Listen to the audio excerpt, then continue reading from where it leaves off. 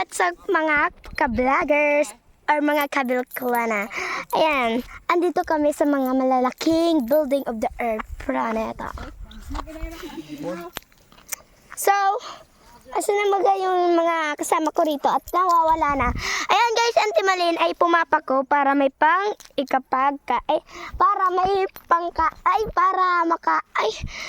para makaluto, para makaulam, para makaluto ng ulam, may pang-ulam siya guys. Ayan, tinuruan niya ako. So, eto guys yung pako na tinatawag. Yan. Bibigay natin sa kanya para pang-ulam siya mamaya. Yan guys yung pako. So, Auntie Malin, kunin na yung pako. Lagay ko na lang siya dito. So, hi guys.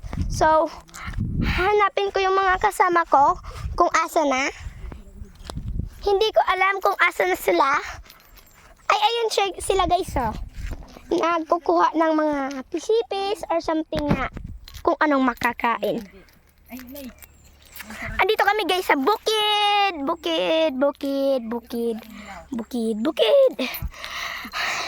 Maliligo kami guys. So gusto ko sana maligo kaso mainit. So sige na guys. Pwede na tayong umuwi. Pwede ko na tong punduhin. Pwede ko na tong i-stop. So, ayun yung mga kasama kong iba. Naliligo sila sa sapa. So, dito sa malalaking bukid noon, maraming pagkain pero hindi amin. Kahit hindi sa kanila yung pako guys, kinukuha pa rin nila.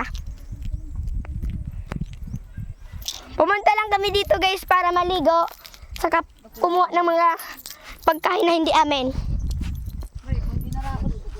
Wait guys. Kasi may sarili kaming, ayun o, amin yan lahat guys. Amin yan lahat. Ito guys, kami may-ari nito. Okay? Yan. Daming pako dito guys. Ang daming pako daw dito guys. Kaya mangunguha kami guys kasi nadidilaw na yung pako guys. Ha? Bitin mo nga itong pako para magano ako ng pisipes. At ayan guys, para na siyang flower. Miguel! Ah. Ay, so, yabe baka mawara ha? Oh, kaptina na. So ayan guys, eto na yung ano ko. Lahat mainit.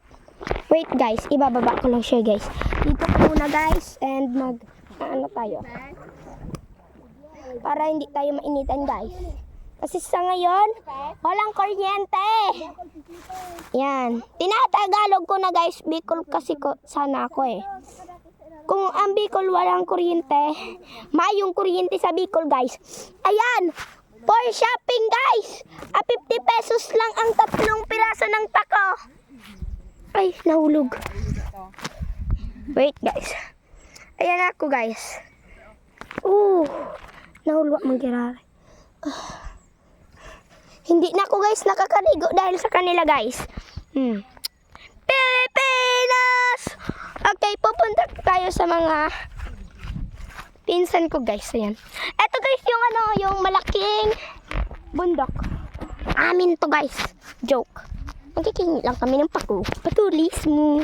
Wait. Aray. Ayan guys, yung mga pinsan ko.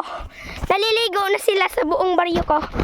Ay, dayo lang nga kami dito. Sobrang init ngayon guys. So, gusto ko maligo kaso hindi pwede guys. Kasi may hawak akong pagkain. Mahalaga to guys. Daburay.